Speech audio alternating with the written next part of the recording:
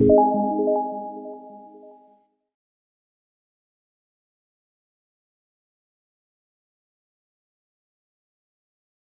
Dear, नमस्कार, very nice morning all of you.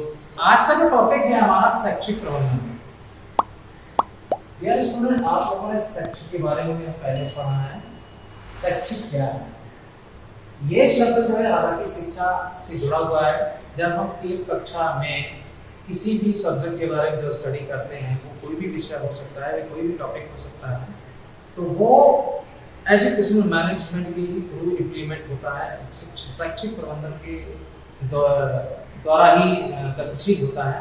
वो किसी भी सब्जेक्ट से रिलेटेड होता है, क्योंकि हमारा पर्पस क्या है, इस प्रक्रिया के माध्यम से हर विषय का ज्ञान का, हर विषय संबंधित ज्ञान का आदान प्रदान कराना बच्चों के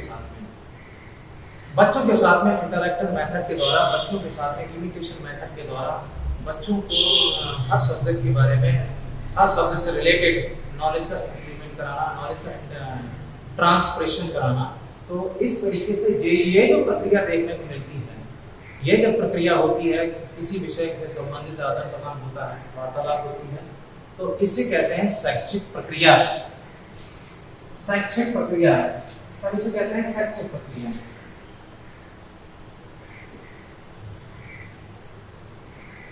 क्योंकि शैक्षिक प्रक्रिया एक ऐसा शब्द है जो निरंतर चलता रहता है, सतत चलता रहता है। सतत प्रक्रिया है ये क्या है? सतत प्रक्रिया है। रिमाइंड करिए, आप लोग पहले ही टॉपिक में इसके बारे में पढ़ चुके हैं। आप लोगों अब ये सतत प्रक्रिया कैसी है? क्योंकि इसमें क्या है, इसमें शिक्षक जुड़े हुए, इसमें शिक्षक सतत प्रक्रिया है। सतत प्रक्रिया का जो उद्देश्य है वो है शिक्षण।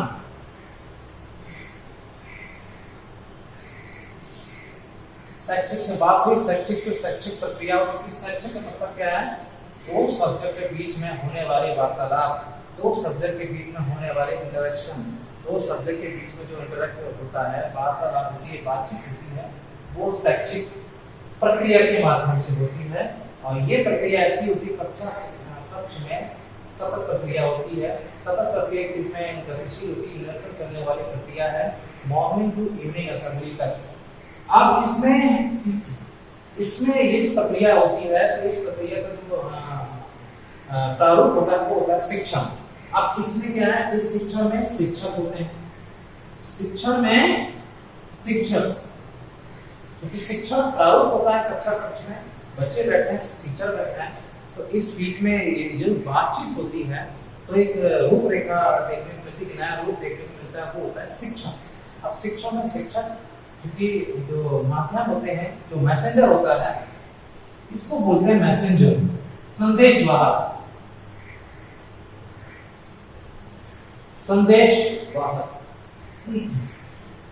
संदेशवाहक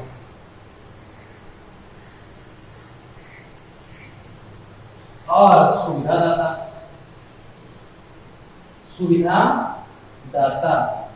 शिक्षक को बोलते हैं सुविधादाता, क्योंकि बच्चों को हित को ध्यान रखते हैं, बच्चों को हर प्रकार से सुविधा हो, बच्चों को शिक्षण कौशल को, बच्चों के शिक्षण को शिक्षण कौशल के माध्यम से आसान बनाने की कोशिश हो, इजी टू इजीएस्ट मेथड के द्वारा उनको संतुष्ट करने की कोशिश हो, हर प्रकार से उनको सुविधा दी जा सके, हर प्रकार से उनको कक्षा में सुलभ या सुनियोजित विधि की सहायता से, सुनियोजित तरीके से, व्यवस्थित तरीके से शिक्षण कार्य के माध्यम से हर विषय से परिचित कराने की कोशिश हो। तो ये जो प्रक्रिया होती है, ये शिक्षक की महत्वपूर्ण भूमिका होती है, क्योंकि शिक्षक सुविधादाता के रूप में वहाँ पर होते हैं, मैसेंजर के रूप में होते हैं, संदेशवाहक के रूप में होते हैं।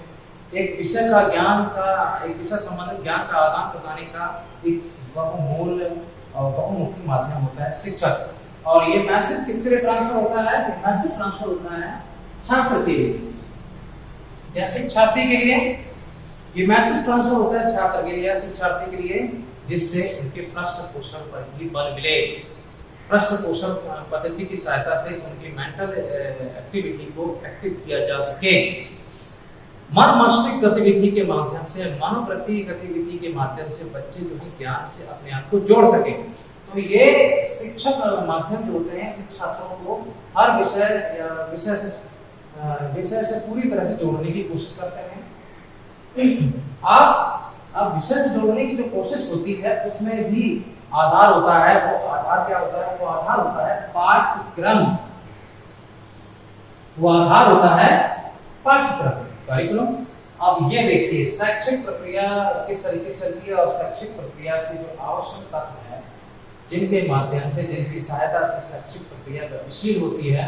और शैक्षिक प्रक्रिया में कौन कौन तत्व शामिल हैं? शिक्षक हो गए और छात्र हो गए और पाठ्यक्रम जो तीसरा पोल होता है, और जिसका जो उद्देश्य होता है बच्चों में व्यवहार परिवर्तन कराना। तो अब इस व्यवहार परिवर्तन कराने के लिए भी हम मैनेजमेंट करते हैं, क्लास का मैनेजमेंट करते हैं कि बच्चों को किसी प्रकार की कोई असुविधा ना हो, बच्चों को किसी प्रकार से बाधा ना हो, बच्चों को किसी प्रकार से ज्ञान का अभाव ना हो, बच्चों को किसी प्रकार से ज्ञान से परिचित होने के लिए असंतोष ना हो। तो इस सभी बातों से बचने के लिए हम मैनेजमेंट करते हैं क्लास में, उनकी बैठने की व्यवस्था करते हैं, क्लासरूम के साइज के बारे में भी बात करते हैं, शिक्षण ज्ञान को समझने के लिए बोर्ड के व्यवस्थित करते हैं और शिक्षण सामग्री को इकट्ठा करते हैं और चार्ट के माध्यम से या प्रोजेक्ट के माध्यम से या ग्रोथ के माध्यम से या मेथड्स के माध्यम से। और इन साथ में हमारा जो शिक्षण कार्य को आसान जो बनाता है वो हमारी होती है पाठ्यक्रम लेसन प्लान। अब लेसन जिसके बारे में डिस्कशन करेंगे और जो प्लान होता है लेसन को डिस्क्राइब करने का जो मेथड होता है उसको कहते हैं प्लान। वो प्लान के माध्यम से हम उसको डिस्क्राइब करते हैं, इस लेसन प्लान। तो आइए हम लोग अब देखेंगे शैक्षिक प्रक्रिया को प्रबंधन से कैसे जोड़ा जाता है या शैक्षिक प्रक्रिया को कैसे व्यवस्थित बनाया जाए। ये व्यवस्थित बनाना, ये सुव्यवस्थित बनाना, आसान बनाना, सरल बनाना, ये प्रबंधन का ही हिस्सा है। तो कैसे प्रबंध किया जाए इसके बारे में हम लोग देखेंगे। तो सबसे पहले हम लोग समझेंगे शैक्षिक प्रबंधन क्या है। वर्तमान समय में कक्ष प्रबंधन तात्पर्य उन भौतिक व मानवीय संसाधनों से होता है जिससे शिक्षण अधिगम प्रक्रिया को प्रभावी बनाया जा सके। जिससे शिक्षण अधिगम प्रक्रिया को प्रभावी बनाया जा सके। तात्पर्य क्या है कि मानवीय और भौतिक संसाधनों के आपसी तालमेल व्यवहार, आपसी मानवीय संसाधनों और भौतिक संसाधनों के साथ में उचित समन्वय बनाकर शिक्षण अधिगम प्रक्रिया को सरल व आसान बनाया जा सके, जिसे कहते हैं शैक्षिक प्रबंधन। इसको कहते हैं शैक्षिक प्रबंधन। क्योंकि कक्ष से अभिप्राय क्या है ये भी हम लोग समझ लेते हैं। कक्ष से अभिप्राय क्लासरूम से क्या मीनिंग है क्लासरूम का। तो मीनिंग क्या है? कक्षा से संबंधित उपकरणों की व्यवस्था। एक क्लासरूम से रिलेटेड जो है व्यवस्था होनी चाहिए, उसको कहते हैं कक्ष का प्रबंधन। कक्ष का प्रबंधन क्या, कौन कौन सी बातें होती हैं, क्या अभिप्राय है कक्षा प्रबंधन। क्योंकि बात है शैक्षिक प्रबंधन की, तो शैक्षिक प्रबंधन क्रियाशील कहाँ होगा? वो कक्षा कक्ष में। तो कक्षा कक्ष प्रबंधन से अभिप्राय है कि कक्षा कक्ष में संबंधित उपकरणों की व्यवस्था। अब संबंधित उपकरणों की व्यवस्था तात्पर्य सिंपल सी बात है, टीचिंग टूल्स। सिंपल सी बात, हमारे पास बोर्ड होना चाहिए। सिंपल सी बात, हमारे पास डस्टर होना चाहिए, हमारे पास मार्कर होना चाहिए, या फिर चॉक होना चाहिए, या फिर बच्चों का स्ट्रेंथ होना चाहिए, या फिर क्लासरूम होना चाहिए। क्योंकि बोर्ड भी लगाना तो क्लासरूम होना चाहिए, प्रॉपर वेंटिलेशन होना चाहिए, हर तरीके से सुविधा होना चाहिए, लाइट की व्यवस्था होना चाहिए, ऐसा वातावरण बनाना चाहिए। तो कक्षा कक्ष से संबंधित उपकरणों की व्यवस्था। अब उपकरण वो विषय संबंधित की बात है, जब कक्षा कक्ष में शिक्षक होते हैं तो वो उनका जो उद्देश्य होता है विषय के बारे में अध्ययन कराना। तो विषय को सरल बनाने के लिए कोशिश है, विषय को ज्यादा से ज्यादा सरल बनाने की कोशिश किया जाए। तो विषय को सरल बनाने के लिए उपयोगी उपकरणों की व्यवस्था करनी चाहिए। तो तात्पर्य क्या है कि विषय को सरल बनाया जा सके, किसी न किसी उपकरण के माध्यम से विषय को आसान बनाया जा सके। और अगर थोड़ी सी परेशानी जब होती है तो हम उसको, जब हम इस शिक्षण कार्य में गतिशील होते हैं, थोड़ा आगे बढ़ते हैं, बच्चों को शिक्षा से जोड़ने की कोशिश करते हैं, ज्ञान से प्रत्यक्ष रूप से परिचित कराने की कोशिश करते हैं।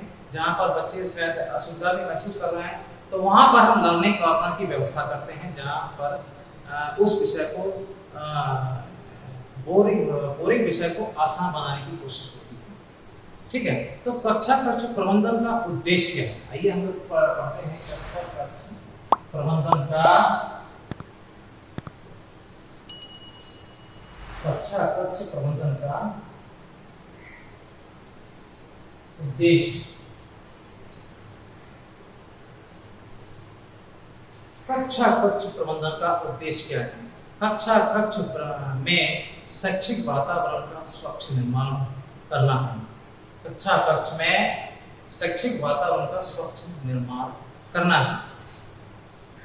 एक शिक्षक के पर निर्भर करता है कि बच्चों का वो किस प्रकार से ठहराव कराते हैं, किस प्रकार से ठहराव करा पाते हैं। यदि बच्चों को वहां रोकने में असमर्थ हो रहे हैं, इसका मतलब है कि हमारे विषय की जो अवधारणा है, जो कॉन्सेप्ट है, वो क्लियर नहीं है। तो इस तरीके से परेशानी क्या हो जाएगी? अनुशासन का अभाव हो जाएगा और शिक्षण कार्य में प्रभाव पड़ेगा और शिक्षण कार्य पूरी तरह से गतिशील नहीं हो पाएगा। तो इस तरीके से स्वच्छ वातावरण का अभाव हो जाएगा। तो इन सभी बातों से बचने के लिए उपयोगी सामग्री की उपलब्धता स्वयं कराना होगा शिक्षक को, और शिक्षण आवश्यक उपकरणों की व्यवस्था करनी होगी जिससे एक स्वच्छ वातावरण का निर्माण हो, और बच्चों को विषय से जोड़ने के लिए कई सारे उदाहरणों की सहायता से बच्चों को उस विषय से जोड़ने की कोशिश हो। तो इस तरीके से स्वच्छ वातावरण का प्रबंधन किया जाता है। तो कक्षा कक्ष में शैक्षिक वातावरण का स्वच्छ निर्माण करना है। दूसरा पॉइंट है, ठीक है, स्वच्छ वातावरण का निर्माण करना है।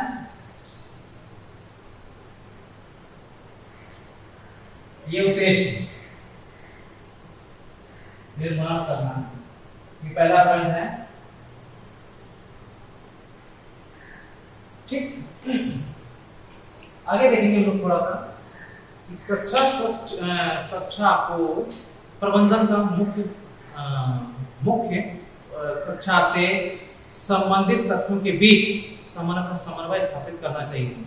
यानी कक्षा को प्रबंधन का मुख्य उद्देश्य कक्षा को संबंधित तथ्यों के बीच समन्वय स्थापित करना चाहिए, जिससे प्रक्रिया का चहुमुखी विकास हो सके, जिससे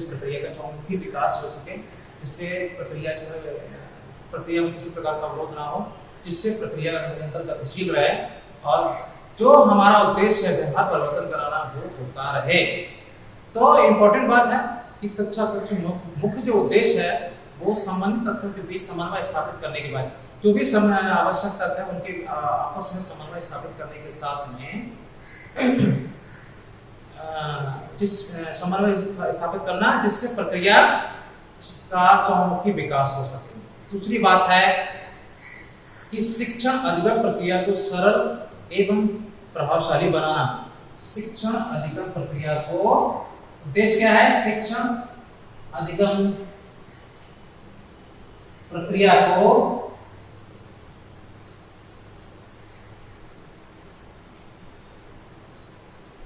सरल व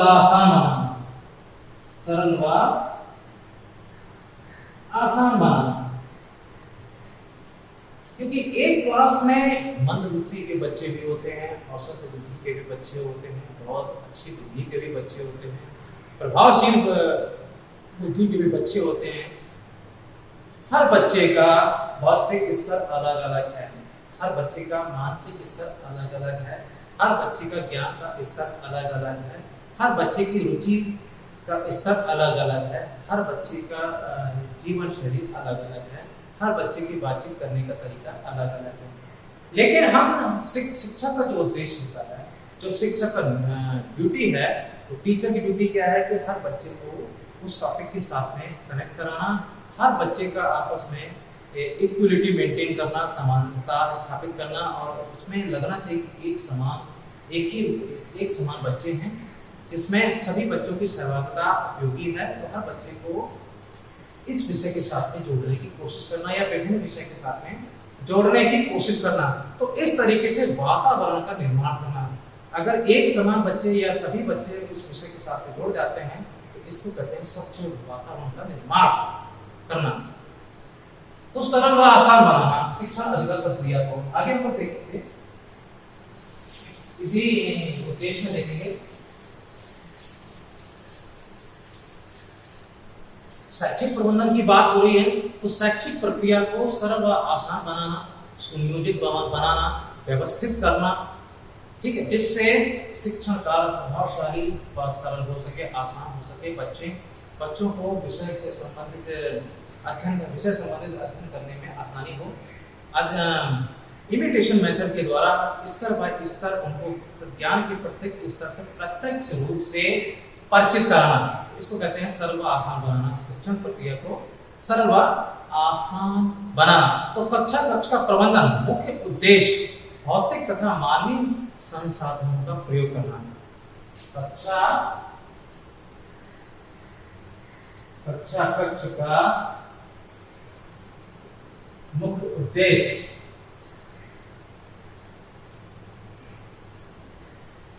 भौतिक व मानवीय संसाधन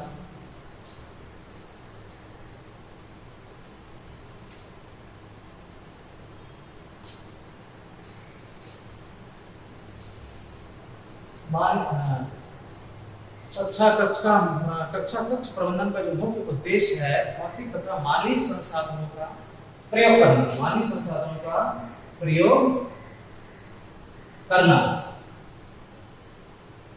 ठीक, अब से दो बात आ गई है, तो मानवीय संसाधन और एक हो गई है भौतिक संसाधन। तो भौतिक संसाधन का सुनियोजित उपयोग होना चाहिए, व्यवस्थित रूप से उपयोग होना चाहिए। तात्पर्य क्या है कि बच्चों को मॉर्निंग टू इवनिंग असेंबली तक हर सब्जेक्ट से टच कराने के लिए सैद्धांतिक और प्रयोगात्मक रूप से दोनों ही रूपों में अध्ययन कराना।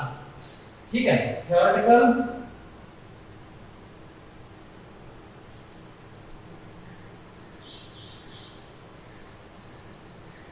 एंड प्रैक्टिकल, यानी कि सैद्धांतिक और प्रयोगात्मक दोनों ही रूपों से यदि हम अध्ययन कराते हैं, यदि हम स्टडी कराते हैं, तो बच्चे किसी न किसी रूप में स्टडी कर लेंगे, समझ लेंगे। अगर हम सैद्धांतिक रूप से अध्ययन कराते हैं तो बच्चों की जो ज्ञान का स्तर है वो सीमित हो जाएगा। यदि हमने प्रयोगात्मक रूप से उनके ज्ञान शिक्षा का अध्ययन किया, ज्ञान का अध्ययन किया, ज्ञान का आदान प्रदान किया, तो बच्चों के लिए आसान हो जाएगा उस सब्जेक्ट को समझना। तो दोनों ही रूपों से हम, क्योंकि जो बीएलएड है वो प्रशिक्षण है, तो प्रशिक्षण में दोनों ही रूपों से अध्ययन होना चाहिए। तो इस तरीके से कक्षा का मुख्य उद्देश्य भौतिक और मानवीय संसाधनों का प्रयोग करना। तो जब हम इन दोनों का उपयोग करते हैं तो ये दोनों ही हो जाएंगे। तो इन दोनों में इनका मतलब क्या है, भौतिक और मानवीय संसाधनों का उपयोग है। तो तात्पर्य क्या है कि सैद्धांतिक और प्रयोगात्मक दोनों ही रूपों से किसी विषय का अध्ययन कार्य करना।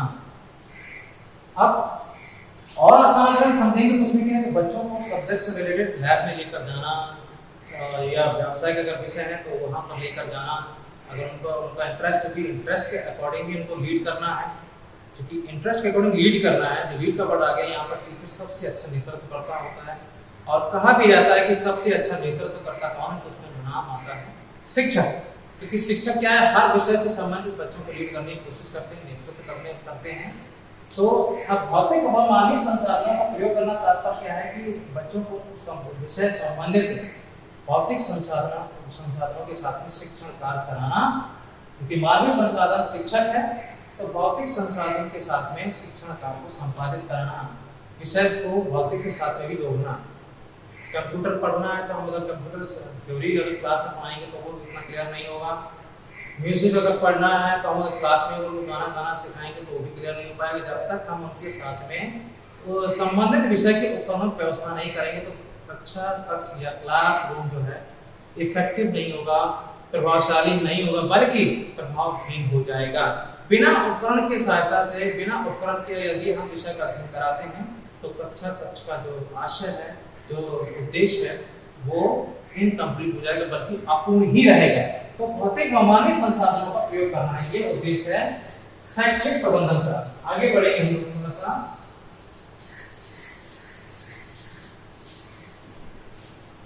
अब हम लोग क्या पढ़ेंगे, शैक्षिक प्रबंधन, कक्षा कक्ष प्रबंधन की प्रक्रिया। कक्षा कक्ष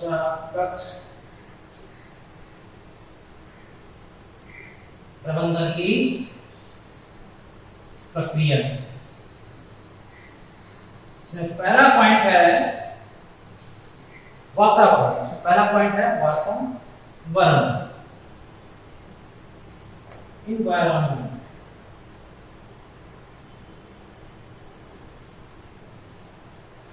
वातावरण की बात हो रही है, देखिए हम लोग डेली लिविंग स्टाइल अगर हम डेली रूटीन के हिसाब से देखें तो एनवायरनमेंट का इम्पोर्टेंट, जल्दी उठते हैं, वॉकिंग करने जाते हैं, मॉर्निंग वॉकिंग करने जाते हैं, मॉर्निंग और वॉकिंग में हम एक्सपेक्ट करते हैं कि ऐसा वातावरण मिले जिससे हमको टहलने में अच्छा लगे, अच्छी हवा मिले।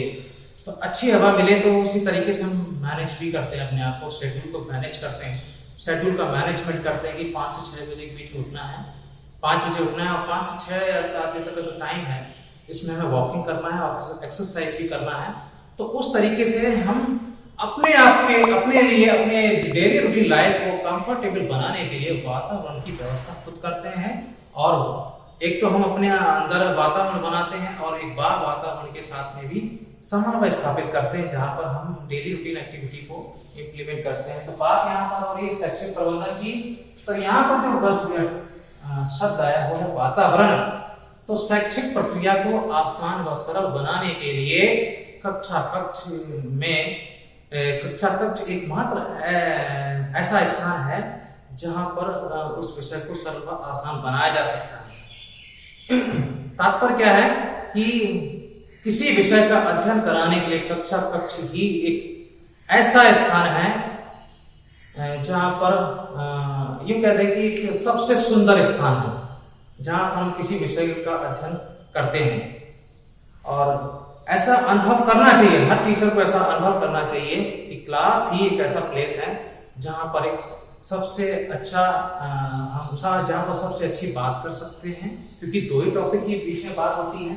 अब सबसे अच्छी बात हो रही है तो यहाँ पर टीचर है, यहाँ पर टीचर यानी कि हम, और यहाँ पर सब्जेक्ट दूसरा सब्जेक्ट हो गया यानी कि स्टूडेंट।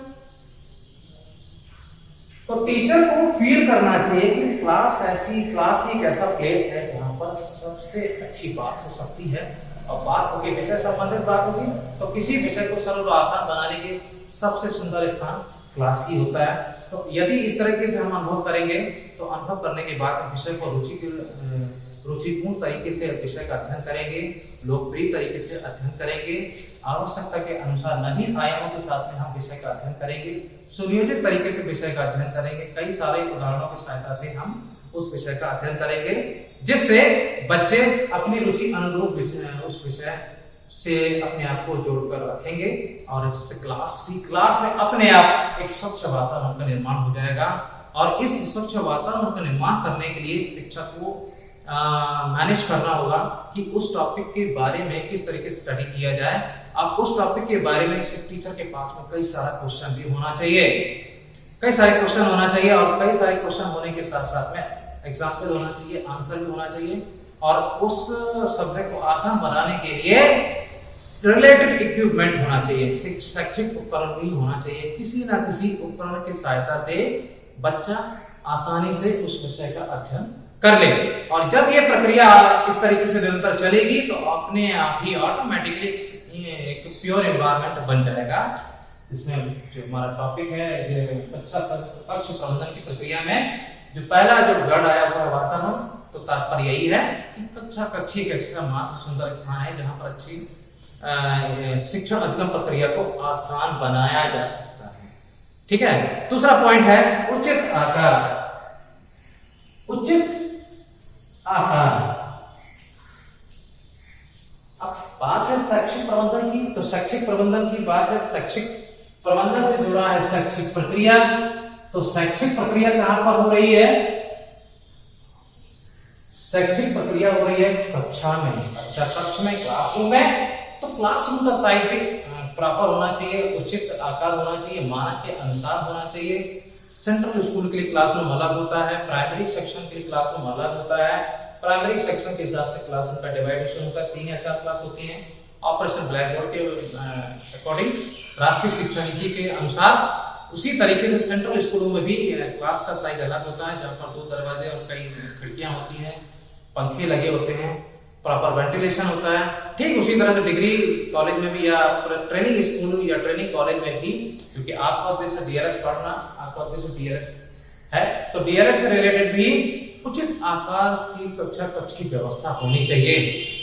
2 दरवाजे होना चाहिए, खिड़कियां होना चाहिए, प्रॉपर वेंटिलेशन होना चाहिए, जिससे बच्चों को हवा भी मिलती रहे। बच्चों को, क्योंकि अगर हम उनको बंद करके पढ़ाएंगे, बंद कक्षा शिक्षा व्यवस्था के आधार पर अगर पढ़ाएंगे, क्लोज कर देंगे पूरी तरह से, तो बच्चे अनकंफर्टेबल फील करेंगे और हमारा जो क्लासरूम टीचिंग है वो अपूर्ण हो जाएगा, इनकम्प्लीट हो जाएगा, बच्चे सेटिस्फाई नहीं होंगे। बच्चों के लिए वो टॉपिक की जो स्टडी की जा रही है वो टॉपिक नीरस हो जाएगा, बोरिंग हो जाएगा। तो इस तरीके से उचित आकार होना चाहिए कक्षा, क्लासरूम का प्रॉपर साइज होना चाहिए, उचित आकार होना चाहिए, प्रॉपर वेंटिलेशन होना चाहिए, दरवाजे होना चाहिए, जिससे बच्चों को बैठने में आसान या सुविधा महसूस हो। अब क्लासरूम में हमको प्रॉपर साइज के बारे में मालूम हो गया, वातावरण कैसे बनाना इसके बारे में मालूम हो गया, लेकिन अब क्या है कि बच्चों को बैठाना भी है। बच्चों के लिए उचित बैठक व्यवस्था होनी चाहिए, उचित बैठक व्यवस्था होना चाहिए। इसलिए डेस्क मानक के अनुरूप होना चाहिए, चेयर मानक के अनुरूप होना चाहिए और चेयर में बैक सपोर्ट होना चाहिए, जिससे और चेयर ऐसा होना चाहिए कि बच्चों के दोनों पैर एकदम 90 डिग्री पर रखे हों, ग्राउंड फ्लोर से टच हों, और बच्चों का जो कंसंट्रेशन जो बोर्ड में होगा वो 45 डिग्री पर होना चाहिए। यानी कि जब बच्चे बोर्ड की तरफ देखें तो बच्चों के जो आई कांटेक्ट है बोर्ड की साइड में, आई कांटेक्ट बोर्ड की साइड में ऑटोमेटिकली 45 डिग्री का एंगल बनता होना चाहिए। तो इस तरीके से बच्चों की उचित बैठक व्यवस्था होगी। यदि इससे कम एंगल बन रहा है तो बच्चे ऊपर देख रहे हैं या नीचे देख रहे हैं तो उससे परेशानी हो सकती है, क्योंकि उसमें मेंटल लोड पड़ेगा और फिजिकल लोड भी पड़ेगा। और अगर उसके पैर जमीन पर अच्छे से रखे हुए हैं, बैक सपोर्ट में अगर चेयर पर अच्छे से है, उनका स्पाइन अगर सीधा है, रीढ़ की हड्डी अगर सीधी है, उनका शरीर सीधा है, तो it means we can say तो upper body part should be erect position, यानी कि अपर बॉडी पार्ट जो है सीधा होना चाहिए। तो इससे क्या होता है, आई कांटेक्ट बोर्ड में बड़े आसानी से हो जाएगा। तो इस तरीके से उचित बैठक व्यवस्था होना चाहिए। ठीक, अगला पॉइंट है अनुशासन। अनुशासन ये इंपॉर्टेंट है। एक कक्ष में शिक्षण अध्ययन प्रक्रिया को आसान बनाने के लिए अनुशासन की बहुमूल्य या बहुमुखी भूमिका होती है। यदि अनुशासन नहीं होगा तो शिक्षण अध्ययन प्रक्रिया प्रभावहीन हो जाएगी, शिक्षण अध्ययन प्रक्रिया में प्रभाव पड़ेगा और विषय का अध्ययन कराने के लिए परेशानी महसूस होगी। तो इस तरीके से अनुशासन की उपयोगिता होती है। और अनुशासन शिक्षण कार्य में अनुशासन के साथ में समन्वय स्थापित करना, ये बात शिक्षक पर निर्भर करती है कि वो किस तरीके से अनुशासन के साथ में तालमेल बना सके या अनुशासन की स्थापना कर सकते हैं। तो अनुशासन की स्थापना करना भी शैक्षिक प्रबंधन का ही अंग माना जाता है। तो अंग कैसे माना जाएगा, अब ये अनुशासन स्थापित कैसे होगा, यदि शिक्षक के पास में शैक्षिक उपकरणों की व्यवस्था का अभाव है, यदि शिक्षक के पास में पाठ योजना की तैयारी नहीं है, यदि शिक्षक के पास में विषय का पूरा मटेरियल नहीं है, तो यदि शिक्षक के पास में प्रॉपर प्लानिंग नहीं है, तो फिर अनुशासन की स्थापना करना मुश्किल हो जाएगा। तो इस तरीके से शैक्षिक प्रक्रिया पर प्रभाव पड़ेगा, शैक्षिक प्रक्रिया पर प्रभाव पड़ेगा। और जब शैक्षिक प्रक्रिया पर प्रभाव पड़ेगा तो शिक्षण अध्ययन प्रक्रिया पर भी प्रभाव पड़ेगा। और जब शिक्षण अध्ययन प्रक्रिया पर प्रभाव पड़ेगा तो ज्ञान का आदान प्रदान अच्छे से नहीं हो पाएगा। इस तरीके से क्लासरूम जो शिक्षण क्लासरूम में टीचिंग है वो इफेक्टिव हो जाएगी, प्रभावहीन हो जाएगी, प्रभावित हो जाएगी। तो अनुशासन की स्थापना करना आवश्यक है। क्लासरूम किसी भी टॉपिक को स्टडी करने से पहले सब्जेक्ट का कॉन्सेप्ट क्लियर अगर है टीचर के पास में, तो ऑटोमेटिकली डिसिप्लिन मेंटेन हो जाएगी। और अगर बैठक व्यवस्था अच्छी है, प्रॉपर वेंटिलेशन है, तो भी अनुशासन स्थापित हो जाएगा, जिससे बच्चों को क्या है, सुविधा महसूस हो रही है, सर्व आसान लग रहा है। आगे देखेंगे हम लोग उचित शिक्षण विधियों का प्रयोग। अब क्या मीनिंग है कि आप पाठ शिक्षण किसी विषय का अध्ययन कराने के लिए आपको पाठ योजना का निर्माण करना होगा। पाठ योजना का निर्माण करने के लिए आपको दो रूपों से निर्माण करना होगा, एक तो सामान्य पाठ योजना और एक विशेष पाठ योजना।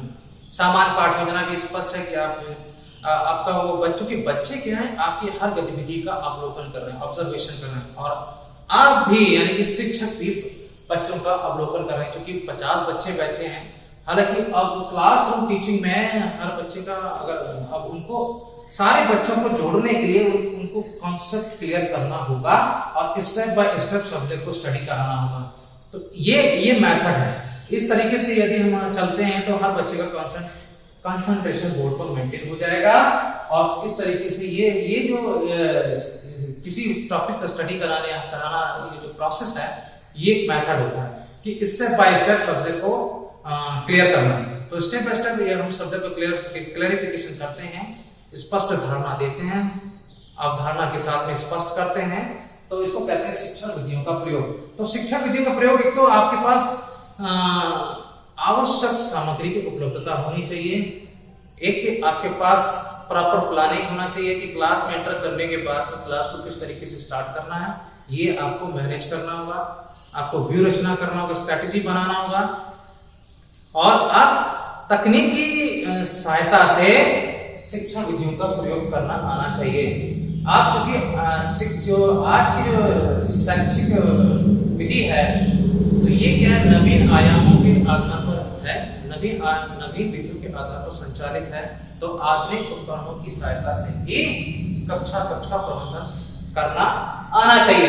तो उचित शिक्षण विधि में अब देखिए इलेक्ट्रॉनिक, क्योंकि इलेक्ट्रॉनिक इक्विपमेंट भी क्लासरूम टीचिंग में कनेक्ट हो चुके हैं। इलेक्ट्रॉनिक मीडिया यानी कि डिजिटल बोर्ड आ गया है, हैंगिंग प्रोजेक्टर आ गया है।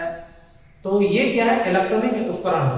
तो इस तरीके से क्या होता है कि शिक्षण अधिगम प्रक्रिया को और आसान बनाया जाता है, और आसान बनाया जाता है। जैसे आप सेंट्रल स्कूलों में देखोगे तो डिजिटल बोर्ड में हम कंप्यूटर के द्वारा उस टॉपिक का स्टडी करते हैं। और आज देखेंगे कॉन्फ्रेंस होती है, सेमिनार होती है, या विचार विमर्श होता है, किसी विषय के बारे में अध्ययन होता है। तो वहां पर क्या है, इस तरह की व्यवस्था देखने को मिलती है। इससे क्या है कि शिक्षण अधिगम प्रक्रिया को सरल व सुनियोजित व्यवस्थित बनाने का प्रयास होता है, जिससे शिक्षण अधिगम प्रक्रिया सरल व आसान बनाई जा सके। तो उचित शिक्षण विधियों का प्रयोग करना आना चाहिए। यह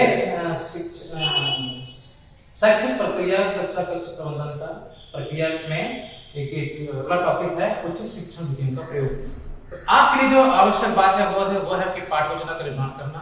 आपके लिए जो आवश्यक बात है वो है प्लानिंग करना। आपके लिए जो आवश्यक बात है वो सब्जेक्ट का नॉलेज होना।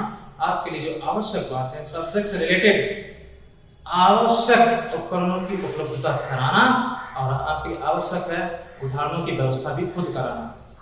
ठीक है, तो इस तरीके से आगे देखेंगे उचित प्रकाश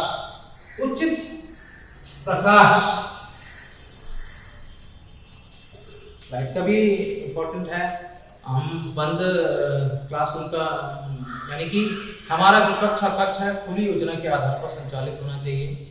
हमारे क्लास में प्रॉपर लाइट की व्यवस्था होना चाहिए, क्योंकि उसमें क्या है कि हमारा आई कांटेक्ट भी इफेक्टिव हो जाएगा। किसी बच्चे का हम अध्ययन करने में असुविधा महसूस करेंगे या बच्चे उस विषय का अध्ययन करने में असुविधा महसूस करेंगे, तो प्रॉपर लाइट की व्यवस्था होनी चाहिए, जिससे बच्चे बुक का स्टडी अच्छे से कर सकें, बच्चे बोर्ड की तरफ अच्छे से देख सकें, क्योंकि उसका डिस्टेंस हो सकता है। पीछे वाला जो स्टूडेंट है, क्लास भी बड़ी होती है, पीछे वाला स्टूडेंट बोर्ड की तरफ कंसंट्रेट कर पा रहा है, नहीं कर पा रहा है। यदि वो उस टॉपिक को नहीं देख पा रहा है, असुविधा महसूस कर रहा है, तो वो कंसंट्रेशन उसका मेंटेन नहीं होगा। इस तरीके से उचित प्रकार की व्यवस्था होनी चाहिए। आगे देखेंगे तो थोड़ा सा अगला पॉइंट है शिक्षण अधिगम सामग्री का प्रयोग। शिक्षण अधिगम सामग्री का प्रयोग, शिक्षण अधिगम सामग्री का प्रयोग इंपॉर्टेंट टॉपिक है, ये इंपॉर्टेंट पॉइंट्स है। शिक्षण अधिगम सामग्री का प्रयोग, शिक्षण क्या है कि आप विषय से संबंधित ज्ञान का आदान प्रदान कर रहे हैं, किसी विषय का अध्ययन करा रहे हैं। इसमें टॉपिक है जिसमें सब्जेक्ट स्टूडेंट है, फर्स्ट सब्जेक्ट है टीचर। तो इन दोनों सब्जेक्ट के साथ में सब्जेक्ट का इंटरेक्शन हो रहा है, ज्ञान का आदान प्रदान हो रहा है, विषय संबंधित ज्ञान का आदान प्रदान हो रहा है। अब अधिगम, क्योंकि बच्चों को अधिगम परिस्थिति का, बच्चों को विषय का अध्ययन कराने के लिए आवश्यकता के अनुसार अधिगम परिस्थिति का निर्माण करना पड़ सकता है। तो शिक्षण अधिगम सामग्री का प्रयोग, तो शिक्षण अधिगम सामग्री का प्रयोग करने से पहले अधिगम परिस्थितियों का निर्माण करना होगा, क्योंकि हमारा उद्देश्य क्या सिखाना और बच्चों का उद्देश्य क्या हमारा उद्देश्य क्या सिखाना और बच्चों का उद्देश्य क्या सीखना। तो लर्निंग बाय डूइंग यानी कि उनकी करके सीखने पर जोर देना। उनके लिए जो उद्देश्य, हमारा जो उद्देश्य है करके सीखने पर जोर देना, करके सीखने पर जोर देना, लर्निंग बाय डूइंग। ठीक है, तो शिक्षण अधिगम सामग्री का प्रयोग, आगे बढ़ेंगे वो।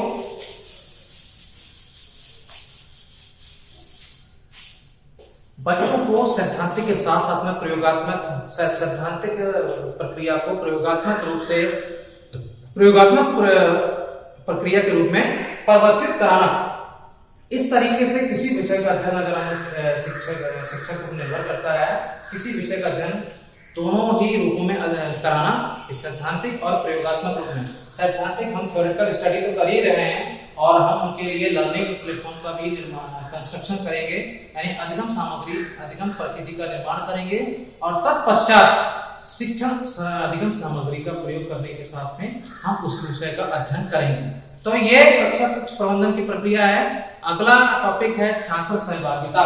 अगला पॉइंट है छात्र सहभागिता। छात्र सहभागिता इंपॉर्टेंट है। जब तक बच्चे इंटरैक्ट मेथड के द्वारा, जब तक बच्चे वार्तालाप के द्वारा, जब तक बच्चे प्रश्नावली विधि की सहायता से आंसर नहीं दे पा रहे हैं, तब तक बच्चे उस विषय से नहीं जुड़ पाएंगे। तो बच्चों को, शिक्षक पर निर्भर करता है कि बच्चों को उस विषय जोड़ने के लिए क्वेश्चनरी मेथड का अप्लाई करना होगा। क्वेश्चनरी मेथड का यूटिलाइज करना, यानी कि प्रश्नावली विधि का उपयोग करना, सुकराती विधि का उपयोग करना, जिससे उनके फीडबैक को बढ़ाया जा सके, जिससे उनके फीडबैक को प्रमोट किया जा सके, बस क्वेश्चन जो तथ्य है उनको प्रभाव में लाया जा सके। तो इस तरीके से छात्र सहभागिता का मतलब क्या है? बच्चों में क्लासरूम में सब्जेक्ट स्टडी कराने के साथ साथ में इंटरैक्शन मेथड के द्वारा बच्चों को उस विषय से जोड़ने की कोशिश कराना। तो छात्र सहभागिता इंपॉर्टेंट पॉइंट है। आगे पॉइंट है, नेक्स्ट पॉइंट है प्रश्न पोषण।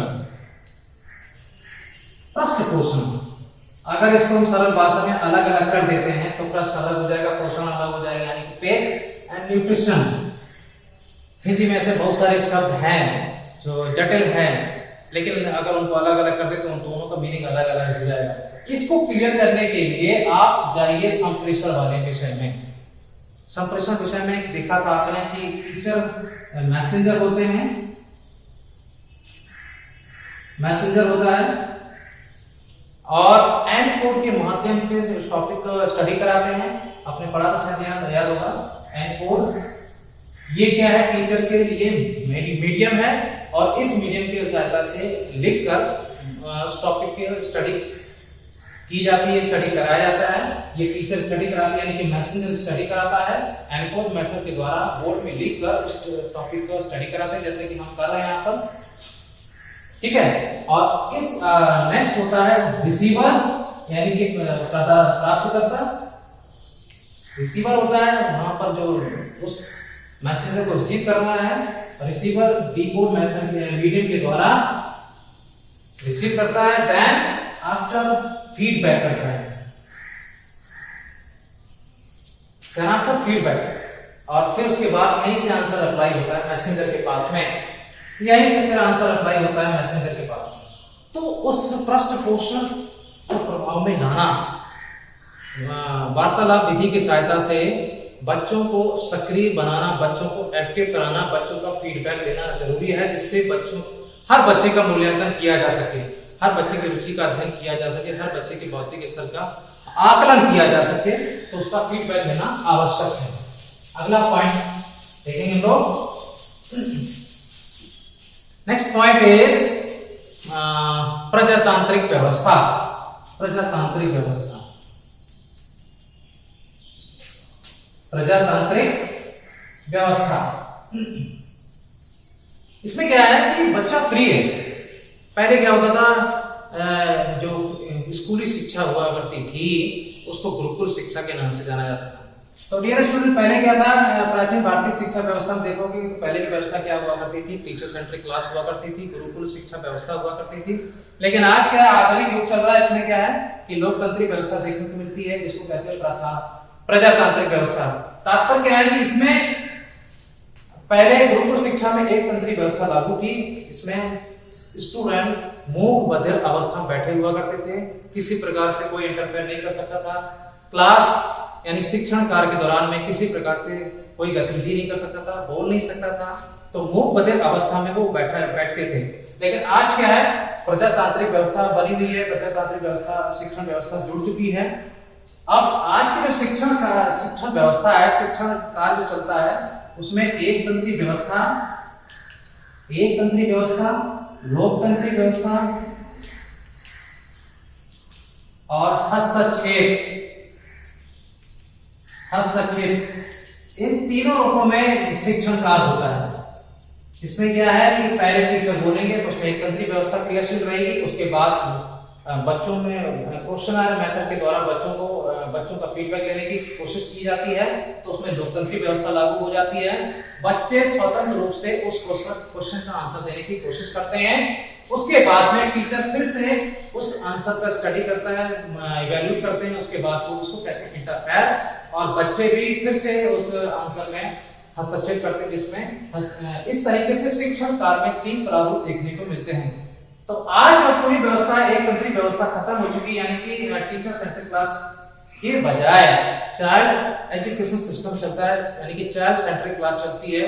बच्चों के हित को ध्यान में रखते हुए शिक्षण अधिगम सामग्री के माध्यम से शिक्षण कार्य को आसान बनाने की कोशिश होती है, जिसको कहते हैं प्रजातांत्रिक व्यवस्था, यानी कि स्वतंत्र रूप से बच्चे उस विषय के साथ में स्वतः प्रतिभाग कर सकें। तो इस तरीके से कक्षा प्रबंधन प्रक्रिया के बारे में अध्ययन किया, और इसके बाद में कभी कभी आवश्यकता के अनुसार जो क्लास ड्यूरेशन होता है थोड़ा सा लंबा हो जाता है, और जिसमें बच्चे मेंटल जैसे बच्चों में मेंटल लोड हो जाता है, तो उस मेंटल लोड को कम करने के लिए लर्निंग कॉर्नर की व्यवस्था की जाती है। जिसका लर्निंग कॉर्नर मीनिंग क्या है कि वह स्थान जो शिक्षार्थी के सीखने में सहायता प्रदान करता है। लर्निंग कॉर्नर क्या है, बच्चों को सीखने में सहायता प्रदान करता है। आशय क्या है कि नीरस शब्द विषय को आसान बनाने की कोशिश करना और उपकरणों की व्यवस्था करना, शिक्षण अधिगम सामग्री की सहायता से शिक्षण कार्य को आसान बनाने की कोशिश करना।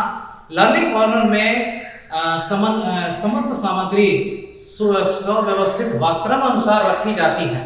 लर्निंग कॉर्नर में क्या है कि सभी प्रकार की सामग्री, यानी कि समस्त शिक्षण सामग्री सुव्यवस्थित व क्रम अनुसार व्यवस्थित की जाती है, यानी कि क्रम अनुसार, यानी कि स्तर अध्ययन किया जाता है उस विषय का, जिससे अधिगम में सहायता प्रदान होती है। तो अब आगे की बातें क्या है कि मैनेजमेंट ऑफ टेक्स्ट बुक, यानी कि पाठ्य पुस्तकों का प्रबंधन करना, और इसके बाद में टीचर गाइड्स होता है, जिसमें टीचर आवश्यकता के अनुसार स्टूडेंट की काउंसलिंग करते हैं, उनकी समस्याओं का निदान करते हैं।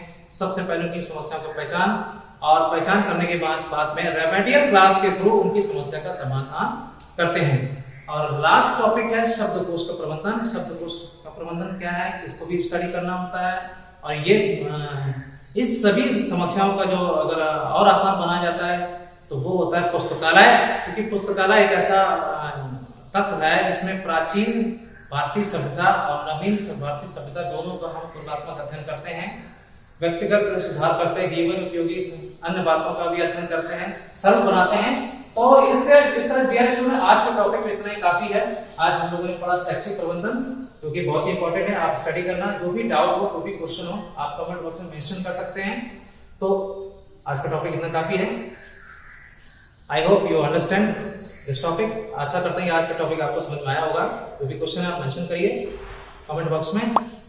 तो dear student, keep study continue. So see you again in next topic.